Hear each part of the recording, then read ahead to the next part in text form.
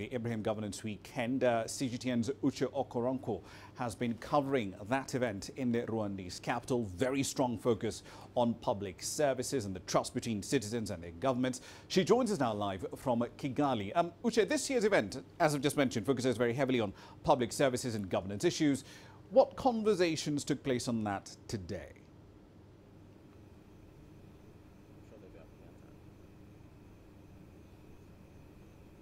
Thanks, Rama. Now, of course, we know the major discussions are going to kick off tomorrow, but today quite a number of parallel events are taking place with quite interesting insights. Now, we're certainly clear that the focus and the spotlight was not just on governments and the role that they play in good governance and the effective delivery of public services on the continent. There were a number of other issues addressed, such as the role of the youth in the discourse, as well as the role of institutions and the reform of institutions like the African Union, as well as issues such as responsible taxation. Now, a new thing for the Ibrahim Governance Week was the Next Generation Forum, where we saw the youth participating and giving their insights and their views on a public service in Africa going forward. Now, joining me to discuss this further is Adesoji Solanke. He is a Mo Ibrahim Foundation scholar, as well as the co-president of the Africa Club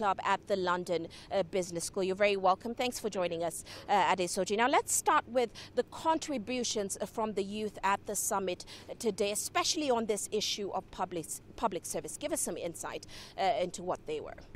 So, in the first instance, when you ask people those sort of questions, the traditional expectations came up. Education, health, infrastructure, etc. But the discussion went one step further to say, even though we still expect quality education, what's the nature of education we expect? So some of those discussions centered around the need to, for example, prepare the youths in Africa for the jobs of the future, which we agreed to a large extent probably lies in the technology space. So for example, getting young children educated in coding. So that was one aspect of the discussion. Another angle was around even though we have all these expectations of government, how should this be funded? And a lot of that talk centered around the types of funding that's potentially available. Tax was a big focus of the discussion. On the tax front, I think one of my key takeaways was that given the significant proportion of Africans that exist in the informal sector, it's really important to actually try to formalize that informal space, because that's really how you get these people to contribute to the tax buckets of the government. So there was that angle, and one stat that was given was that if you look at the big OECD countries, tax per capita is probably $25,000 to $30,000 per capita. In Africa, it's less than $500, which is really small. Now, very quickly, one thing we did see at the summit today is sort of a generational divide. We saw the youth discussing issues such as the need for the African Union or the necessity for the African Union in the 21st century. So give us a sense of whether you see a space for the younger generation when we talk about Africa's leadership culture and the political structure, and how they feature into debates such as the African Union and the reform that is needed going forward. So I must say that I was very impressed with the Next Generation event that the Mo Ibrahim Foundation put together, largely because for someone like myself who is a finance professional, this and all the sort of topics we spend our everydays talking about. But to come here today and just listen to the breadth of discussion around the table, that was very helpful. And I think in terms of how the youth can contribute to that discussion going forward, a big part of it would be rallying the troops. So for example, if you take elections, one common occurrence is that many people tend not to vote.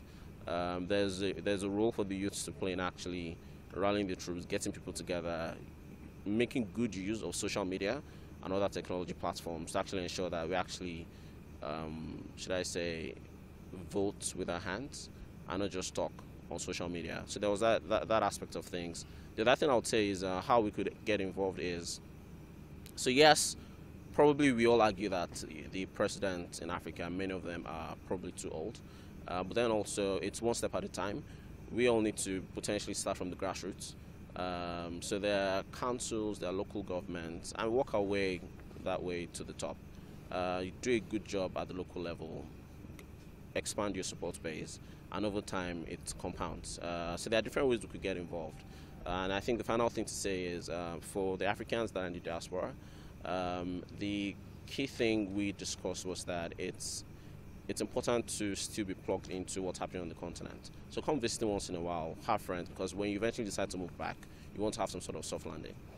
Well, thank you so much for joining us. Of course, that was Adesoji Solanke. He's a Mo Ibrahim Foundation scholar. And there you have it, Rama. Certainly a consensus here today that there was a lack of effective delivery, a lack of strategy when it comes to public service in Africa. We're discussing solutions. We'll certainly be bringing you more on that discussion tomorrow. Back to you, Rama. Indeed, and that's a lot of content to look forward to. Thank you for that. That's Uche Okoronko, of course, live in Kigali, Rwanda.